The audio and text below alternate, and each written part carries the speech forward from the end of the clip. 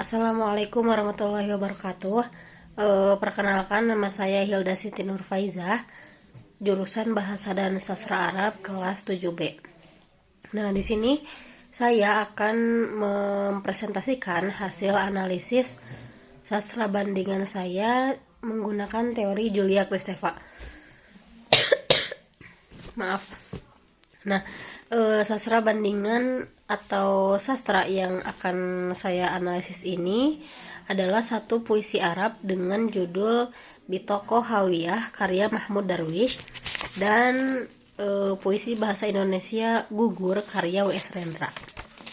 Nah, saya akan membacakan puisi Arabnya terlebih dahulu.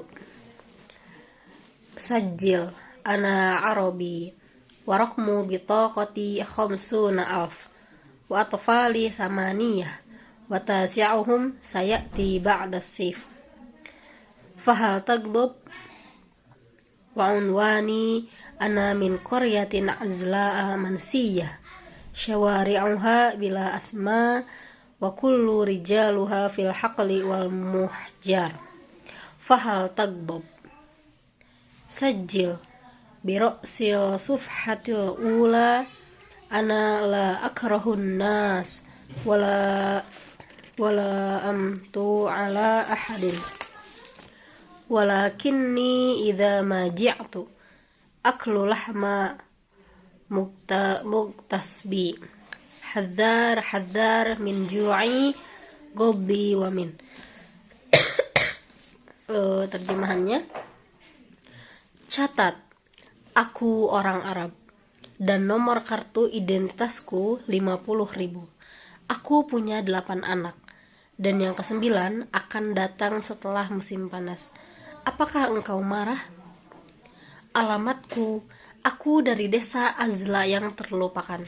Jalan-jalannya tak bernama dan seluruh penduduknya di ladang dan tempat penambangan baru. Akankah engkau marah? Catat, di bagian atas halaman pertama, aku tak membenci orang-orang dan tak pula mengganggu seorang pun. Tapi jika aku lapar, aku akan makan daging para perampas. Hati-hati, hati-hati dari kelaparanku dan juga kemarahanku. Nah, puisi ini ditulis oleh Mahmud Darwish. Saya juga akan membacakan biografinya terlebih dahulu. Nah, jadi Muhammad Darwish ini memiliki nama lengkap Mahmud Salim Hussein Darwish. Nah, Mahmud Darwish ini adalah seorang penyair, penulis, jurnalis Muslim dan salah satu ikon bangsa Palestina. Ia lahir dari rahim perempuan yang tidak bisa membaca pada tanggal 13 Maret 1941 di desa Birwa yang terletak di antara Akra di timur dan Galilea di bagian barat. Ia adalah anak kedua dari pasangan yang bernama Salim yang merupakan seorang tuan tanah dan ibunya Hawriyah Darwish. Ia dapat menulis dan membaca tak luput dari ajaran kakeknya pada tahun 1948 saat ia berumur 6 atau 7 tahun. Desa kelahirannya dijarah dan dijadikan daerah Yahudi yang baru oleh tentara Israel pada saat Perang Arab Israel sehingga ia dan keluarganya pergi ke Lebanon. Nah, kemudian pada mulanya Mahmud Darwish ini menggunakan struktur puisi klasik mengikuti merek puisi tradisional Arab dalam penulisannya. Pada tahun 1970-an, ia mulai mencoba gaya baru dan menyimpang ke gaya penulisan puisi bebas. Nah, penulisannya ini berubah ke arah yang lebih pribadi dan fleksibel, dan slogan-slogan serta bahasa deklaratif dalam puisi klasik berubah menjadi pernyataan-pernyataan tidak langsung seolah-olah apolitis dan tidak jauh dari kepolitikan. Nah, pada usia 17 tahun, Mahmud Darwish ini menulis puisi tentang penderitaan yang dialami masyarakat pengungsi di Dachau. Ia membacakan puisinya di festival puisi. Kemudian pada tanggal 1 Mei 1965, puisinya Bitokot Hawiyah yang tadi saya bacakan ini, ia menjadi terkenal saat ia membacakannya di gedung bioskop Nazaret. Nah, puisi itu menanamkan gejolak di hati para pendengarnya dan menyebar ke seluruh bangsa Arab dalam beberapa hari. Kemudian Mahmud Darwish ini memiliki riwayat penyakit jantung. Ia menjalani 2 kali operasi jantung, yaitu pada tahun 1994 dan 1998. Pada tanggal 9 Agustus 2008, Mahmud Darwish yang telah hidup selama 67 tahun ini menutup usianya setelah 3 hari operasi jantung terbuka di Memorial Hermann Hospital, House, Amerika Serikat. Nah, kemudian puisi Indo ini yang tadi ya setelah disebutkan judulnya Gugur karya W.S. Rendra. Nah, saya akan membacakannya. Ia merangkak di atas bumi yang dicintainya. Tiada kuasa lagi menegak. Telah ia lepaskan dengan gemilang pelor terakhir dari bedilnya ke dada musuh yang merebut kotanya.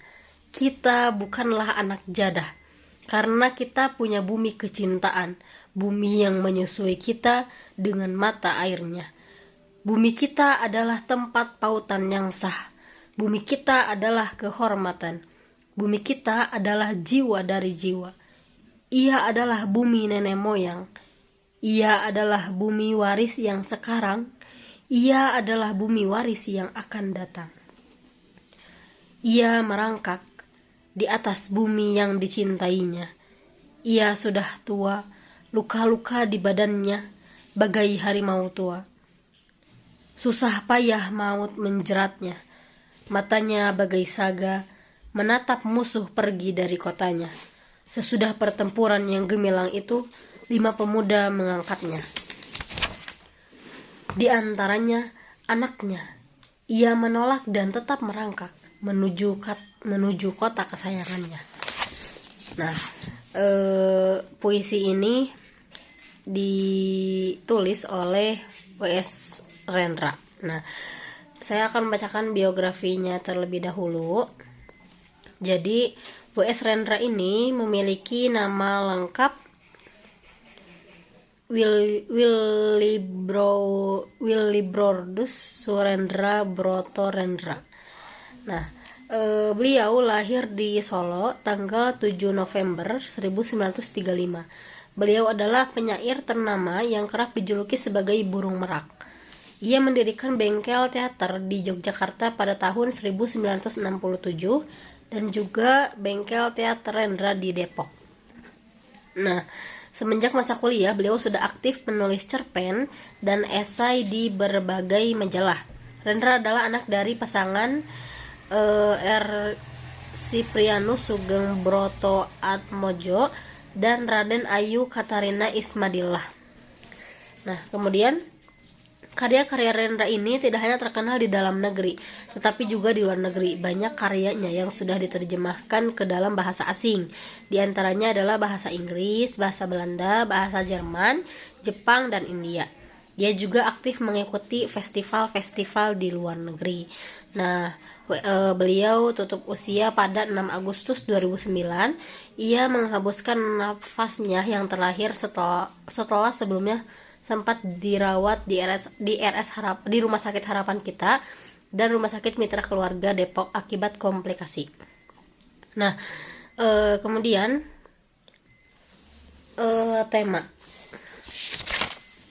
Nah, tema dalam 2 puisi tersebut itu sama-sama mengenai perjuangan. Nah, tema minornya, tema yang ada pada puisi bahasa Arabnya itu adalah syair ini bercerita tentang perjuangan rakyat Palestina melawan penjajahan Israel yang memporak-porandakan negara Palestina. Kemudian tema minor dari puisi Indonesia Puisi ini bercerita tentang perjuangan seseorang sebagai perwakilan dari penduduk membela kemerdekaan di tanah Indonesia, di mana ia berjuang melawan penjajah hingga tumpah darah untuk memperjuangkan tanah Ambarawa, salah satu di kota Indonesia. Nah, kemudian amanat.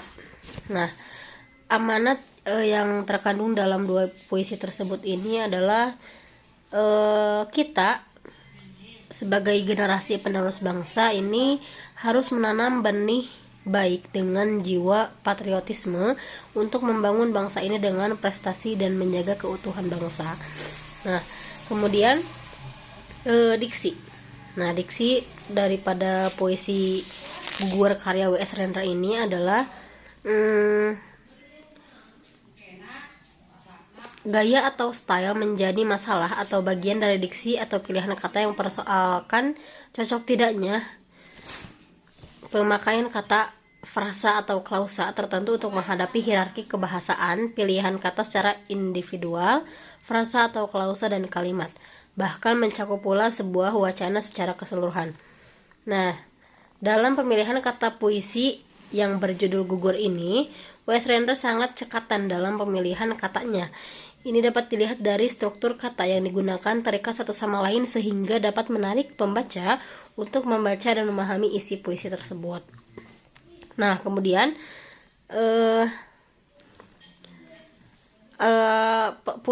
kedua puisi di atas ini sama-sama menjelaskan tadi kan tentang perjuangan, juga menjelaskan bentuk nasionalisme, adanya rasa cinta dan setia pada negara gitu.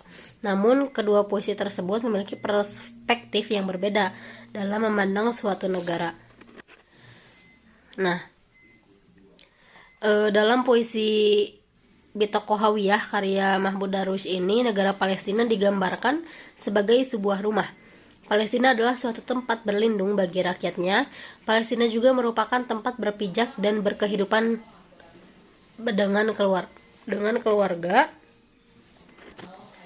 serta tempat di mana rakyatnya dapat bekerja untuk menghidupi keluarganya. Nah, untuk itu ketika ada pihak yang ingin merebut wilayah maupun kekuasaan Palestina, rakyat Palestina tidak tinggal diam. Mereka berjuang mati-matian untuk mempertahankan Palestina agar tidak jatuh ke tangan penjajah. Nah, sedangkan dalam puisi Gugur karya W.S. Rendra ini, pandangan mengenai negara memiliki artian yang berbeda. Pada puisi tersebut, negara lebih dipandang sebagai jiwa yang tidak terpisahkan dari tubuh manusia. Untuk itu, jiwa harus dijaga apapun keadaannya. Hal itu menunjukkan bahwa negara merupakan hal yang tidak dipisahkan dengan penduduknya. Keduanya telah menyatu dan saling membutuhkan satu sama lain. Manusia dapat hidup karena adanya jiwa, begitupun dengan penduduk juga membutuhkan negara untuk hidup. Nah, mungkin cukup sekian yang bisa saya sampaikan. Mohon maaf masih banyak kurangnya. Terima kasih atas perhatiannya. Assalamualaikum warahmatullahi wabarakatuh.